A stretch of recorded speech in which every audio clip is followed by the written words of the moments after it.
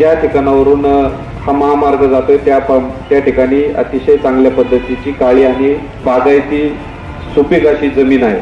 बागायती शेती जरी असली तरी त्याची नोंद ही जिरायती म्हणून आहे. प्रामुख्याने प्रशासनाने त्याची प्रथमतः बागायती म्हणून त्याची नोंद करणं ही आवश्यकता आहे. त्याची आवश्यक आहे. गेले 30-40 वर्षापासून ही लोक त्या ठिकाणी ती बागायती जमीन म्हणून करतायत. उपोषणाच्या निमित्तानं एक निवेदन आदरणीय शरदचंद्र पवार साहेबांना त्या दिवशी आपण सर्व मंडळींनी ओतूर या ठिकाणी दिलं आणि विशेष म्हणजे का ते निवेदन आदरणीय पवार साहेबांनी गाडीमध्ये सगळं ते वाचलं.